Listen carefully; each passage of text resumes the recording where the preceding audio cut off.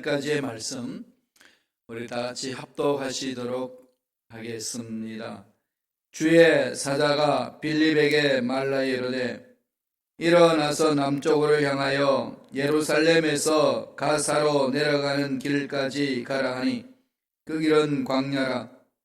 일어나가서 보니 에티오피아 사람 곧 에티오피아 여왕 간다가의 모든 국고를 맡은 관리인 네시가 예배하러 예루살렘에 왔다가 돌아가는데 수레를 타고 선지자 이사야의 글을 읽더라.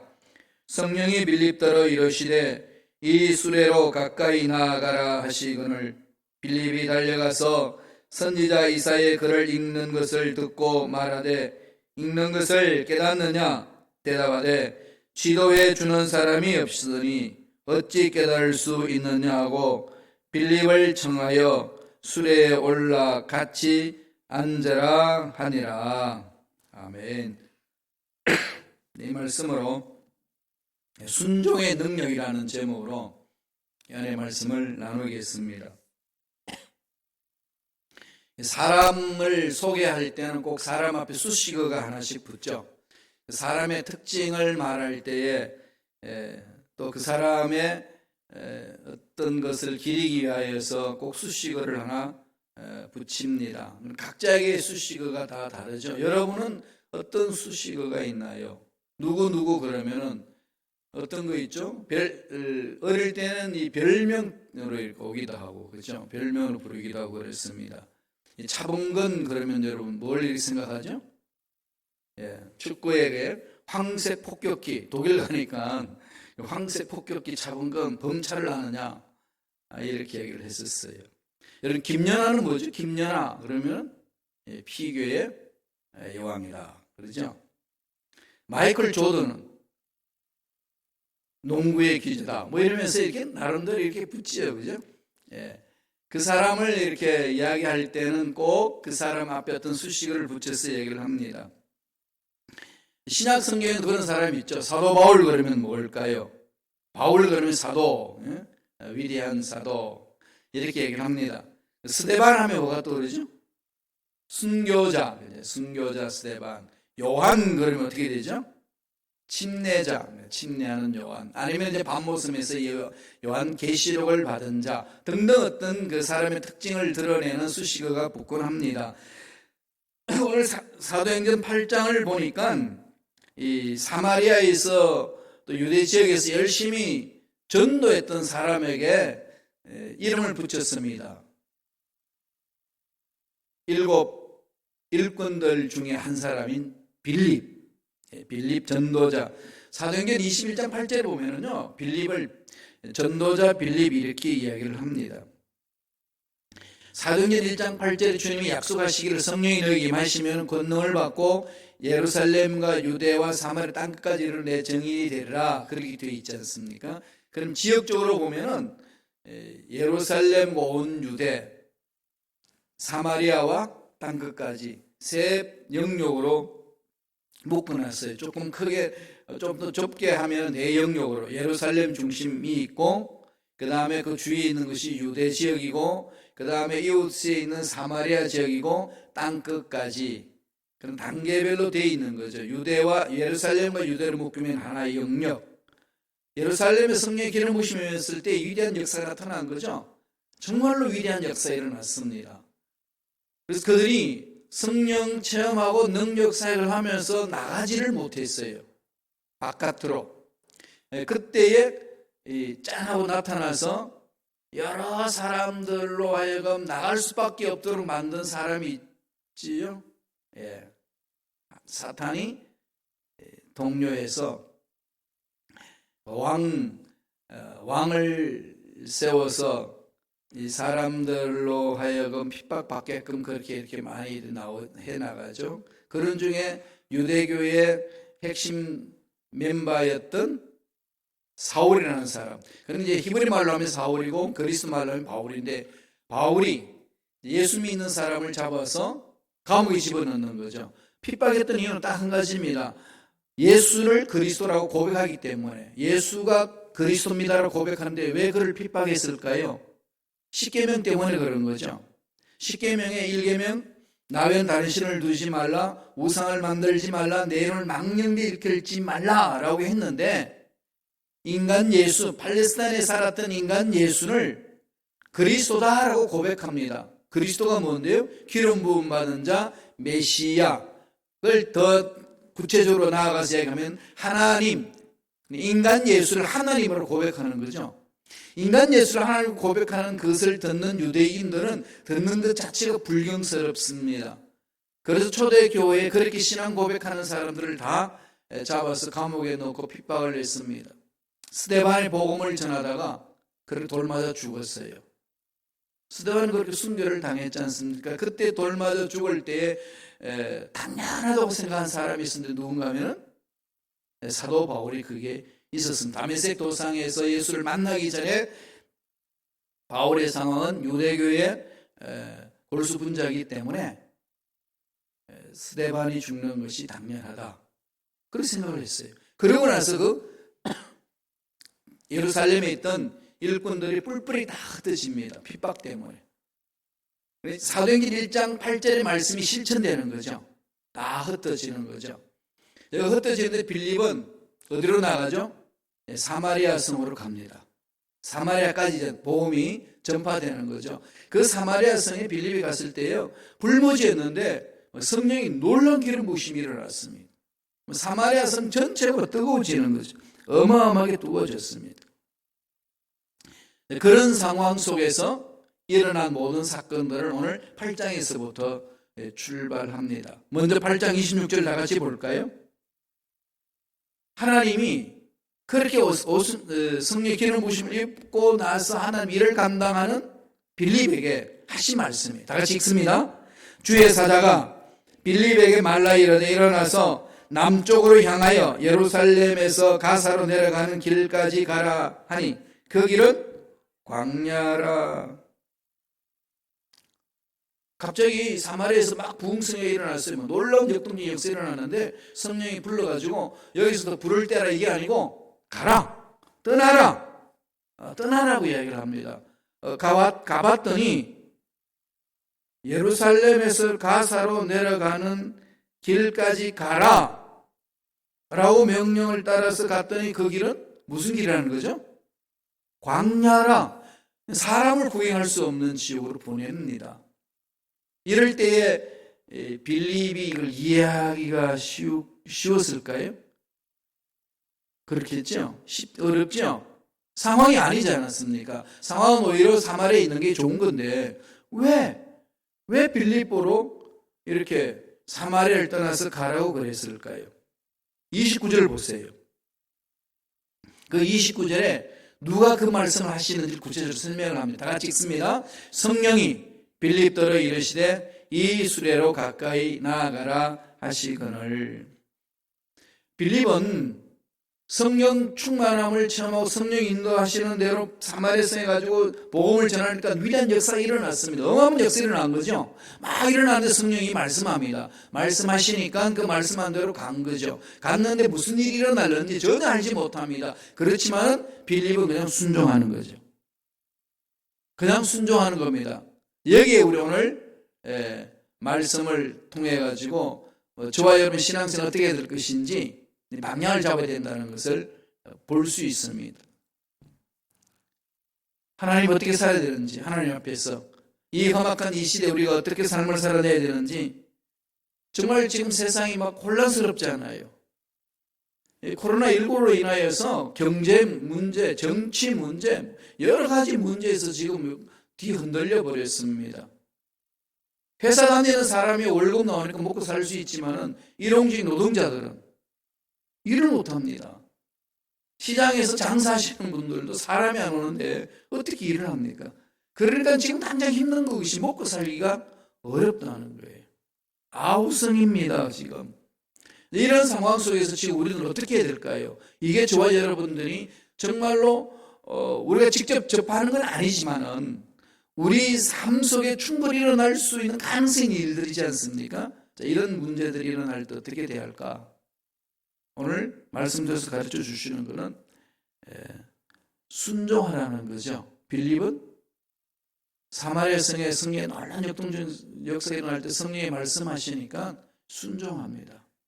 어떻게 순종하는지 볼까요? 첫째로 하나님의 성령의 음성에 순종하라. 저와 여러분들이 이런 상황 속에서 분석하고 길을 찾을 때에 조심해야 될 부분들은 우리 경험에 의지할 때가 많습니다. 내 방법대로. 그렇게 살아오는 것이 합당하다고 생각할 수 있으니까, 그죠? 그럴 때 이제 하나님의 뜻과 상관없이 흔들려 버릴 수 있는 것들이 너무 많습니다.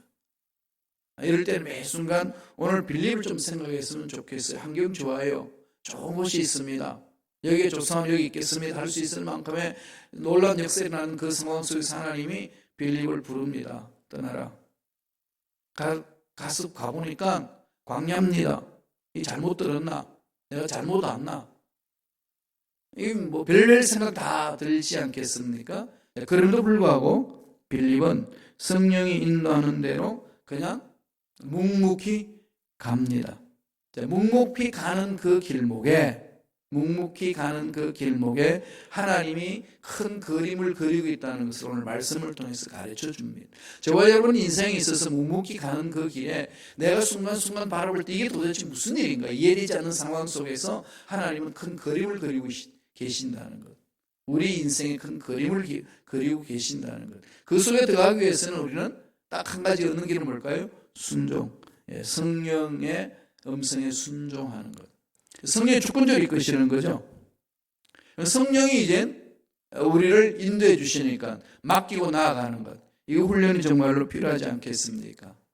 성령이 오셔서 내 생각을 사로잡아 주시고 성령이 인도하시는 대로 따라가겠습니다. 성령의 음성 길을 기울이는데 최선을 다하는 삶이 중요하다는 거죠. 그럼 어떻게 음성을 들어야 될까요? 성령님은 하나님이시잖아요. 하나님 앞에 나아가는 길은 딱 한 가지밖에 없습니다. 죄를 씻어버리는 거. 죄를 다 씻어버리는 거. 거룩해만 가지 않습니까? 거룩한 자라는 특징은 성경에 뭐라고 이야기하죠? 죄를 씻는 것. 어떻게 죄를 씻죠? 회개하는 자. 예수님이 십자가 위에서 죄를 다 짊어지고 가셨기 때문에 믿기만 하면은 나는 모든 죄에서 다 벗어났다 라고 우리는 충분히 선언할 수가 있고 그 증거를 하나님의 말씀으로 우리에게 주셨습니다. 믿고 따라가면 되는 거죠. 하나님 그렇게 이루어 주십니다. 그리고 성령님을 사모하는 겁니다. 오셔서 내 마음을 사로잡아 달라고. 그래야 할 때에 그 성령이 민감할 수가 있거든요. 성령의 음성을 들으라 이럴 때 좀 힘들면요. 성령의 이끄심에 우리가 민감하자. 성령의 음성에 민감하자는 마음을 가지면은 반응이 다르지 않습니까? 주님은 이 성령의 음성에 민감한 것을 많이 강조하시고 구체적으로 그 음성에 대해서 강조를 많이 하셨습니다. 요한복음 10장 27절 보세요.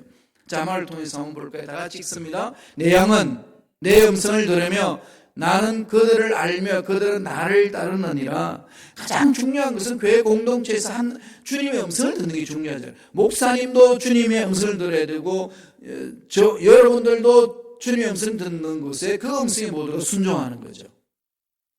원래 순종이라는 의미는 무조건 목사 앞에 순종해. 이게 기존에 옛날에는 다 그렇게 몰고 왔어요. 그걸 끌고 왔는데 지금은 그런 말을 하면 무슨 말을 하죠? 네, 그러고 나서 안 나타나죠.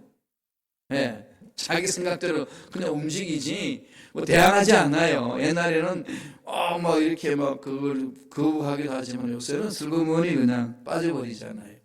이게 오늘 우리가 살고 있는 시대거든요. 그럼 이럴 때 어떻게 되죠? 우리 모두 성령의 음성에 순종하자. 그러니까 모두가 성령의 음성에 순종하면 성령이 인도하신 대로 다 한 길로 갈 수 있는 거죠. 간단하잖아요. 이 말처럼 할 필요 없다니까요. 성령, 담임 목사님도 성령에 순종하고 일꾼들도 성령에 순종하고 우리 성도들도 성령에 순종하는 것. 그래서 주님이 뭐라고 그랬습니까? 내 양은 내 음성을 들으며 양과 목자의 관계는 음성을 듣고 그 음성을 따라가는 관계입니다.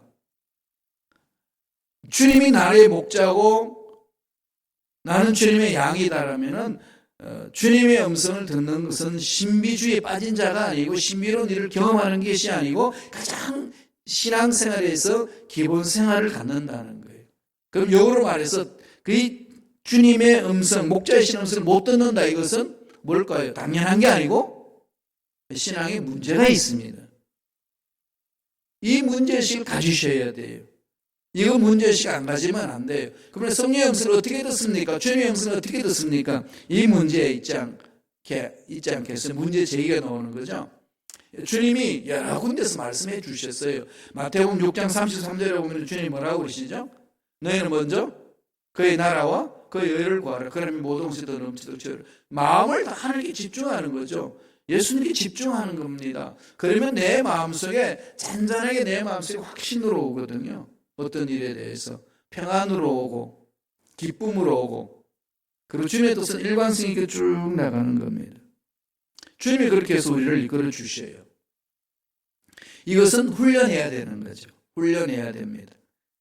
그래서 우리가 성경 읽기 하고 암송하고 성경 쓰기 하고 있는데, 이렇게 해나가면 말씀이 내 삶을 이끌어 주시기 때문에 주님과의 깊은 교제를 이룰 수 있습니다. 이 말씀을 통해서. 이 말씀을 덮어버리면 그 훈련을 받을 길이 없습니다. 운동을 해도 뭐 연습을 해야, 훈련을 해야 운동을 잘하잖아요. 운동을 어떻게 하든 다 알죠. 수영은 어떻게 해야 된다는 거 예만이 이런 다 들어서 알잖아요. 그죠? 그냥 이렇게 몸을 물에다 맡기고 물에 뜬다. 그러고 나서 이렇게 쭉 뻗어서 이렇게 나가라. 다 하는데 물에 딱 들어가면 뜨지 않죠. 물을 이기려고 그렇게 자 가라앉잖아요. 그건 왜 그럴까요? 그렇게 훈련 안 돼 있기 때문에. 주님의 음성 들어야 된다는 건 다 아는데도 불구하고 못 듣는 이유는 훈련 안 한다는 거죠. 결국은 순종 안 한다는 겁니다. 성령의 음성에 귀를 기울이셔야 돼요. 이게 신앙생활에 가장 중요합니다. 아무리 이것을 강조해도 지나침이 없어요. 더 구체적으로 말씀드리면, 성령 음성을 듣는데 이 말은요, 좀 객관적으로 말씀해서 드리면은 성령의 감동으로 기록된 말씀을 읽는 걸 말합니다. 하나님을 만난다는 것은 눈에 보이지도 않고 만지지도 못하는 분을 어떻게 만납니까? 객관적으로 그분을 알 수 있는 길은 하나님의 영어로 기록된 우리 인간의 언어로 기록된 이 말씀. 이 말씀을 읽으면서 그분이 어떤 분인지, 무슨 일을 해야 되는지, 내가 어떤 일을 해야 되는지 만나는 거죠. 그래서 이 속에 들어오셔야 돼요. 그리고 성령이 인도하시는 대로 말씀을 통하여서 마음에 확신을 주시거든요. 따라가라. 그것을 말하고 있습니다. 그게 순종할 때 놀라운 역사가 나는 거죠. 빌립은 그랬어요. 가라 했을 때 갔습니다. 다 내려놓고 따라간 거죠. 두 번째 말씀을 볼까요? 8장 30절입니다. 갔더니 광야인데 사람을 만나죠.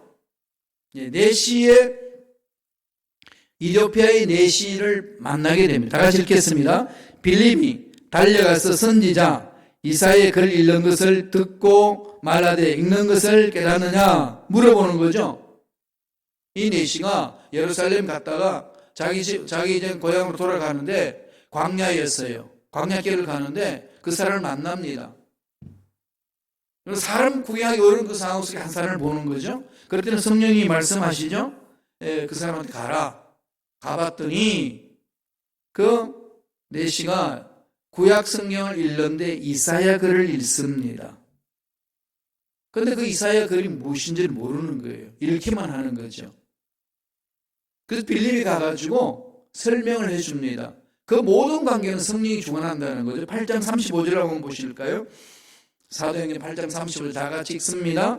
빌립이 입을 열어 이 글에서 시작하여 예수를 가르쳐 복음을 전하니, 결국은 빌립이 순종하며 나아갔던 것은 성령이 인도하신 대로 순종하며 나아갔고, 그 성령이 인도하시며 나아가는 그 근거는 뭐가 되어 있는 거죠? 말씀을 통해서 순종하는 것. 그러니까 자기 감정이 하는 게 아니죠. 성령을 따라 순종하는 것, 성령이 인도하시는 것, 영으로 우리를 인도하시잖아요. 거기에 대한 객관적으로 우리 주시는 것은 아까도 말씀드린 것처럼 하나님의 말씀을 통해서 순종하는 것.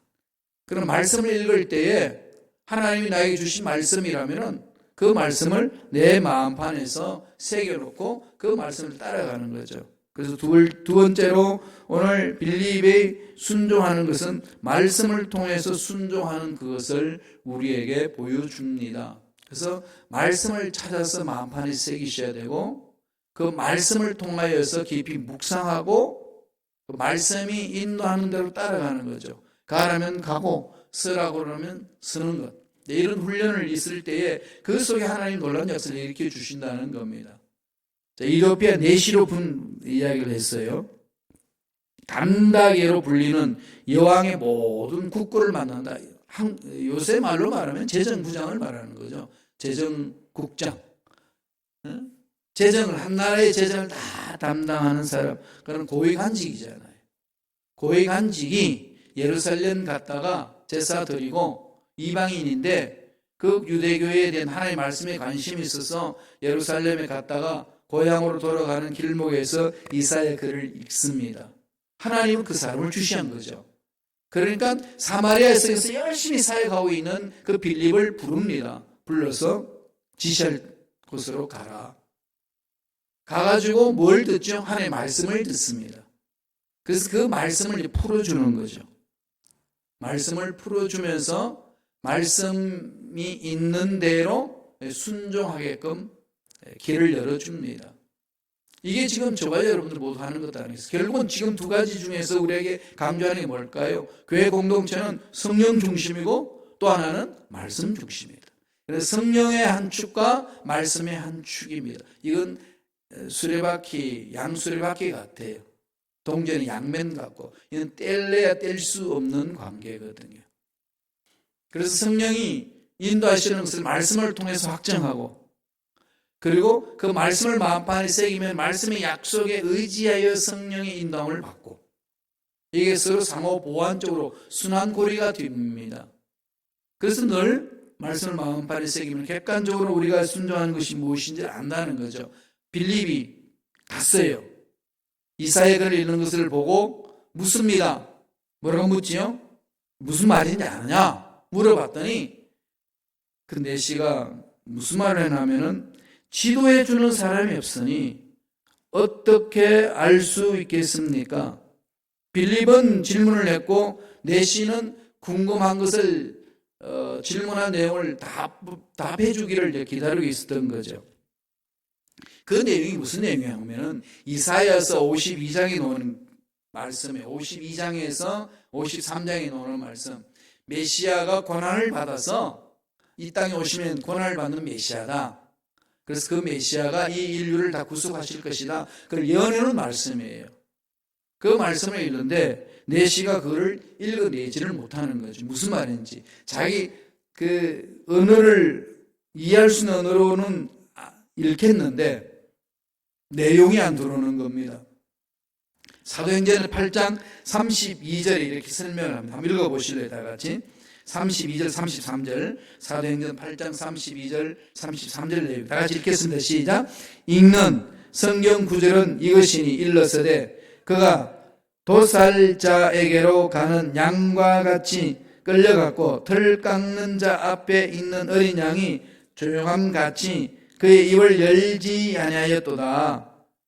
굴욕을 당할 때에 재판을 받는 것도 공정하지 못했고 그리고 자기 뜻을 드러내지도 않고 그냥 양이 아무 힘 없이 그냥 끌고 가는 대로 끌려가는 그 모습을 여기에서 이야기를 하면서 그가 누구냐 이겁니다.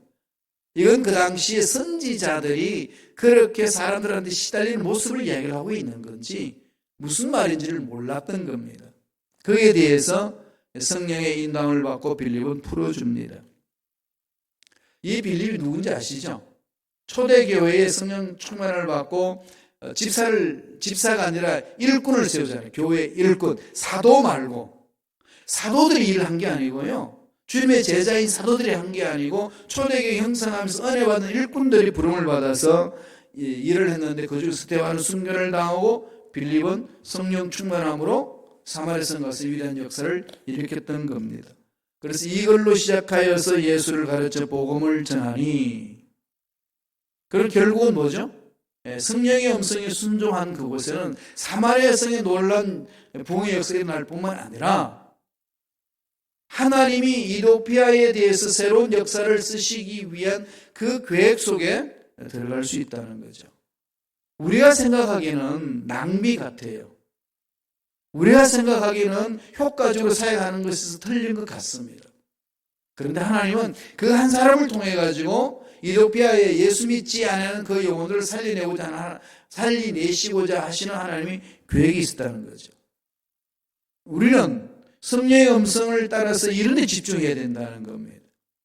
세상 살면서 우리는 이런 데 집중하기보다는 그냥 세상의 가치 기준에 의해서 큰 교회, 다음에 웅장한 교회, 멋있는 교회, 사람들이 많은 모이는 교회 이런 것만 생각하다가 보니까 서로 힘을 잃어버리고 해야 될 일들을 하지 못하는 어리석음에 빠진다는 거죠. 이 모든 것에서 극복할 수 있는 유일한 길은 성령의 음성에 순종하고 말씀을 따라 나아가는 삶이 될 때만이 가능하다고 오늘 성경을 통해서 하나님 우리에게 가르쳐 줍니다. 그래서 우리 하나님이 여기까지 오게 하신 그 놀라운 뜻을 깨닫는 거죠. 그래서 늘 제가 말씀드린 것처럼 하나님 우리가 무슨 일을 할까요? 우리가 여기서 어떤 일을 해야 합니까? 묻는 게 중요하지 않겠어요? 하나님이 빌립을 불러서 가라 했더니 그 다른 지역에 가게 되면 어마어마하게 역사가 일어날 것이라고 기도할 수 있지 않겠습니까? 빌립 성보다도 더 위한 역사가 일어날 것이라는 생각을 인간적인 생각을 충분히 할 수도 있지 않겠습니까? 그런데 빌립은 그런 경험을 하지 못합니다. 오히려 그런 경험을 하지 않고 뭐죠? 한 사람을 찾습니다. 하나님이 지목하는 그 한 사람 세워서 한 나라를 새롭게 만드는 거죠. 8장 35절 한번 더 읽어보실래요? 다 같이 우리 사도행전 8장 35절 읽습니다. 빌립이 입을 열어 이 글에서 시작하여 예수를 가르쳐 복음을 전하니 구약에서 선지자로 지칭하는 그분이 바로 예수 그리스도이시다. 잘 풀어줍니다. 말씀을 차근차근 풀어주니까 말씀이 힘이 있으니까 이도피아 네시가 감동을 먹습니다. 이 말씀에 힘이 있는 거죠. 그래서 신앙생활 하시면서 힘들고 어려울 때요. 사실 이 주관적으로 은혜 체험한다면 다 주관적이잖아요. 막 뜨겁기도 하고 냉하기도 하고 항상 뜨거우면 안 되잖아요. 그죠? 가슴이 막 뜨겁기도 하고 가슴이 냉해질 때도 있어요. 그럴 때마다 객관적으로 붙들어 가야 될 것은 말씀이에요. 이건 변함이 없습니다. 감정은 내 마음 수시로 변해요. 그러지 않나요? 천국 갔다가 지옥 갔다가 하루에도 수십 번 하는 사람들도 있습니다. 잘 풀어지면 천국 가 있고 안 풀어지면 지옥 가 있고 왔다 갔다 하는 거죠. 그런 속에서 어떤 일을 한다는 것은 일관성있게 하기가 힘들어요. 그런데 그런 상황 속에서 우리가 충분히 흔들리지 않고 두려워하지 않고 갈 수 있는 유일한 길은 딱 한 가지, 말씀이 쓰는 겁니다. 말씀은 객관적이잖아요. 변함이 없잖아요. 그리고 하나님 뭐라고 그랬습니까? 말씀에는 힘이 있다고, 에너지가 있다고, 살아있다고, 이걸 체험하는 거죠. 그렇게 해서 우리는 우리가 맡겨주신 일을 하나씩 해나가는 겁니다. 지금 이 시대 잘 살펴보세요. 이 시대가요, 마태복음에서 예수님이 말세지만 일어날 것에 대해서 말씀하시던 내용이 그대로 펼쳐지고 있고요. 요한계시록에서 말세지만 일어날 사건들을 계시해놓은 그것이 그대로 지금 펼쳐지고 있습니다. 뭐 옛날에도 물론 이런 일이 있었지만 옛날에 일어났던 사건하고 지금하고는 차이가 엄청나게 많아요. 아니 지진에 일어나는 숫자만 해도요, 옛날에 비하면 50배나 더 많습니다. 산불이 나서 꺼지지 않는, 정말로 그 어마어마한 그 불의 이력이 인간의 기술 감당하지 못하는 역사가 막 일어나는 거죠. 옛날에는 여러분 땅이 썩었다 뭐 생각나, 그런 막 생각이 하겠어요? 공기가 썩는다, 그죠? 물이 그냥 오염된다. 옛날에는 다 시골에 가면 그냥 샘물을 먹고 살잖아요. 요새는 그 잘못 먹었다가는 농약에 그 오염이 돼가지고 큰 병을 일으킬 수 있습니다. 물도 썩어가고 공기도 썩어가고 땅도 썩어가는 이 상황, 뭘 말할까요? 하나님이 지금 계시를 말씀을 통해서 가르쳐 주는 거거든요. 이걸 우리 연구해야 된다는 거죠. 그러나 지금 이 시대에 이런 두려운 일들이 많이 일어나는 상황 속에서 우리가 지킬 수 있는 것은 내 감정을 사로잡는 그것, 어떤 일을 잘 해가지고 잡는 게 아니고 말씀 위에 있어서 내 마음을 다스리셔야 돼요. 말씀 위에 있어서. 그래서 코로나19를 통해서 하나님 무슨 일을 하시기를 원하십니까? 우리가 어떻게 해야 합니까? 늘 묻는 거죠. 그러면 내 마음속에 내가 할 수 있는 것을 주시잖아요. 그걸 찾아가는 겁니다. 마지막 세 번째로, 빌립의 말씀에 순종함으로 어떤 결과가 있는지 볼까요? 8장 36절이에요. 사도행전 8장 36절 다 같이 읽겠습니다. 길 가다가 물 있는 곳에 이르러 그 내시가 말하되 보라 물이 있으니 내가 침례를 받음에 무슨 거리낌이 있느냐. 빌립이 복음을 전하니까 내시가 복음을 받아들이고 감동을 받습니다. 침례 받고 싶다. 환경에 뭐가 문제냐. 난 이 자리에서 받고 싶다. 하나님의 말씀, 성령의 인도하심과 하나님의 말씀은 우리에게 어떻게 인도하시죠? 순종을 인도하는데 어떤 순종을 인도하나요? 세 번째 주시는 메시지는 상상을 초월해서 순종하게 하는 거죠. 환경을 극복하게 합니다. 내 위치를 극복하게 하는 거죠.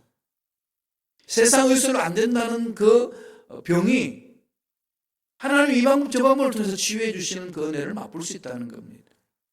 우리는 머리를 가지고 있기 때문에 상황을 분석해야 되잖아요. 이런 문제 있고 저런 문제 있고 병이 있다 없다 다 알아야 됩니다. 그러나 그 병이 있다고 해가지고 그걸로 끝나는 인생이 아니라 세상에서는 도저히 만질 수 없다라고 딱 결론 내렸단다 할지라도 저와 여러분들이 해야 될 일은 죽은 자도 살리시고 없는 것도 있게 하신 하나님을 바라보고 그 말씀에 순종하며 가는 거죠. 그 속에 뭐가 있을까요?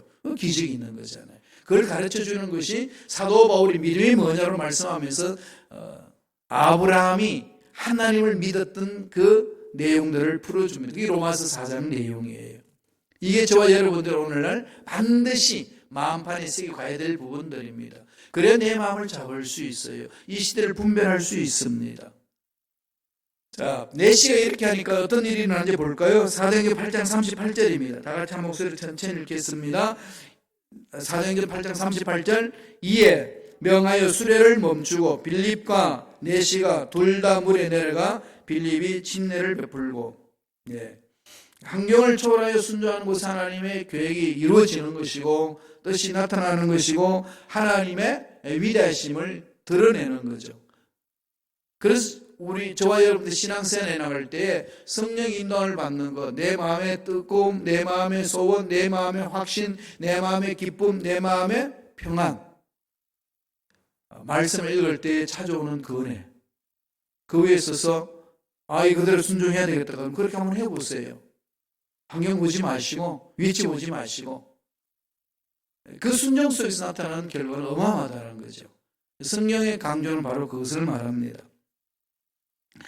아브라함이 하나님이 주신 말씀에 따라 순종함으로 엄청난 기적을 체험한 사건이 있어요. 잘 아시는 내용입니다. 한번 확인해 볼까요? 창세기 22장 3절이에요. 다 같이 한번 읽겠습니다. 창세기 22장 3절. 제가 읽어드릴까요? 아브라함이 아침에 일찍 일어나 나귀 안장을 지우고 두 종과 그의 아들 이삭을 데리고 번제에 쓸 나무를 쪼개 가지고 떠나 하나님이 자기에게 일러주신 곳으로 가더니 100세 때 아들을 얻었는데 하나님이 모리아 산에 올라와서 제물을 드리라고 그럽니다. 이건 인간이 이승으로는 감당할 수 없는 부분이잖아요. 그런데 순종하면 갑니다. 순종하면서 가는데 어떻게 가죠? 아침 일찍 일어납니다. 일찍 일어나서 나아가죠.